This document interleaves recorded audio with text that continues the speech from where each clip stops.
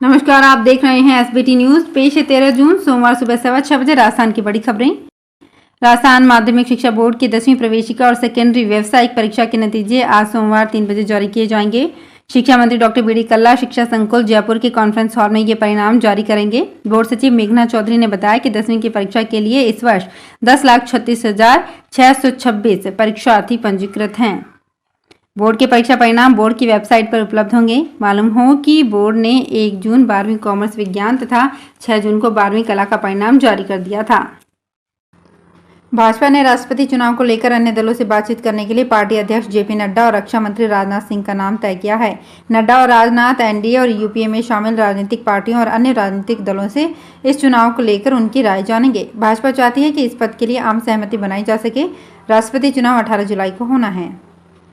मुख्यमंत्री निःशुल्क निरोधी राजस्थान योजना में अब प्रदेश के सभी अस्पतालों में दवा लेने के लिए जन आधार कार्ड देना अनिवार्य होगा। जन आधार कार्ड के आधार पर ही निःशुल्क दवा और निःशुल्क जांचों का लाभ मिल सकेगा। साथ ही डॉक्टर किसी भी मरीज को अब 10,000 रुपये प्रति माह से अधिक की दवा लिखने से पहले संबंधित विभागाध्यक्ष से अनुमति लेनी होगी।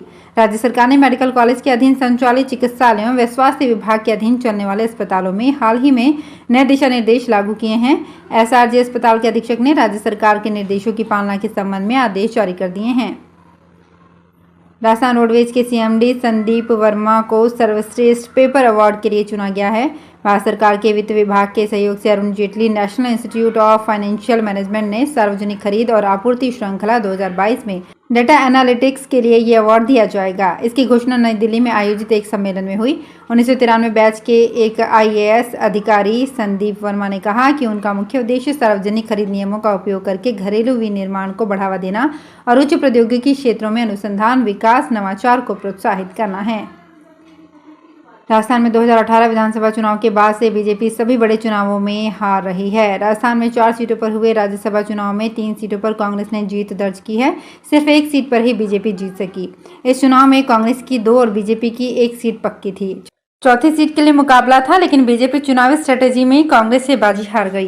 बीजेपी समर्थित निर्दलीय उम्मीदवार सुभाष चंद्रा की हार हुई। क्रॉस वोटिंग ने भी पार्टी को चिंता में डाल दिया।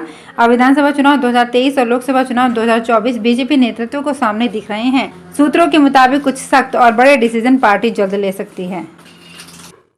मरुधरा में प्रचंड गर्मी का प्रकोप बांधों पर भी पड़ने लगा है। रेगिस्तान में अब की बार गर्मी इतनी भीषण पड़ रही है कि 4.25 MQM से कम भराव वाले सभी 449 बांध बिल्कुल सूख चुके हैं। इन बांधों में एक बूंद पानी नहीं बचा, जबकि बड़े बांध यानी 4.25 AQM से बड़े बांधों में सिर्फ 21% ही पानी बचा है।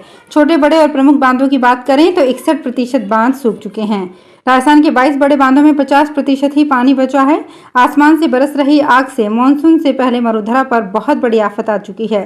राजस्थान में यदि ऐसी ही गर्मी पड़ी तो आने वाले दिनों में बहुत भीषण जल संकट की स्थिति पैदा हो जाएगी।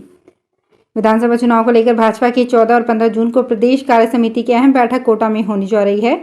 बीजेपी प्रदेश अध्यक्ष सतीश पूनिया समेत केंद्र से भी मंत्री इस कार्य समिति की बैठक में पहुंचेंगे। कार्य समिति की बैठक को लेकर बीजेपी की तैयारियां जोरों पर है। रविवार को भाजपा विधायक मदन दिलावर, विधायक संदीप शर्मा देहात, भाजपा अध्यक्ष मुकुट नागर, पूर्व विधायक हीरालाल नागर ने तैयारियां और आयोजन को लेकर मीडिया से बातचीत की।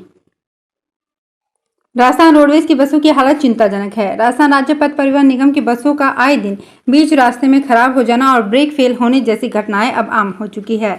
बात अब साधारण श्रेणी की बसों से निकलकर लग्जरी बसों तक चली गई है। उनकी हालत भी खस्ता है। चित्तौड़गढ़ में हाल ही में रोडवेज के एक लग्जरी बस के ब्रेक फेल हो गए थे। इससे दर्जनों यात्रियों की जान सांसत में आ गई थी। हालात ये हो गए हैं कि रोडवेज की बसें सड़कों पर चल तो रही है, लेकिन वो मंजिल पर पहुंचेगी या नहीं ये बस का ड्राइवर भी नहीं जानता।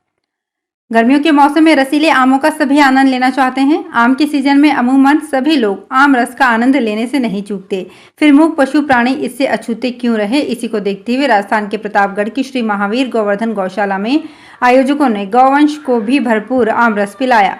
गौवंश भी आमरस का आनंद ले सकें, इसके लिए यहाँ एक अनूठा आयोजन किया गया। यहाँ 11 क्विंटल आमों का ड्राई फ्रूट्स मिक्स कर आम रस तैयार कर गौवंश को पूरी श्रद्धा के साथ पिलाया गया। इस आयोजन को देखने के लिए बड़ी संख्या में लोग श्री महावीर गोवर्धन गौशाला पहुंचे और इस अनूठे नजारे का आनंद लिया। कांग्रेस की अंतरिम अध्यक्ष सोनिया गांधी को सर गंगाराम अस्पताल में भर्ती कराया गया है।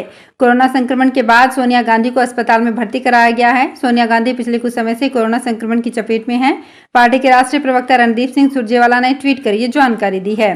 रणदीप सुरजेवाला ने ट्वीट किया, कांग्रेस अध्यक्ष सोनिया गांधी को आज कोविड से संबंधित समस्याओं के कारण गंगाराम अस्पताल में भर्ती कराया गया। उनकी हालत स्थिर है और उन्हें निगरानी के लिए अस्पताल में रखा गया है। सीकर में बैंकों की डिपॉजिट और एटीएम बैंक में पैसा जमा करवाने वाली कंपनी के कर्मचारियों द्वारा गबन करने का मामला सामने आया है।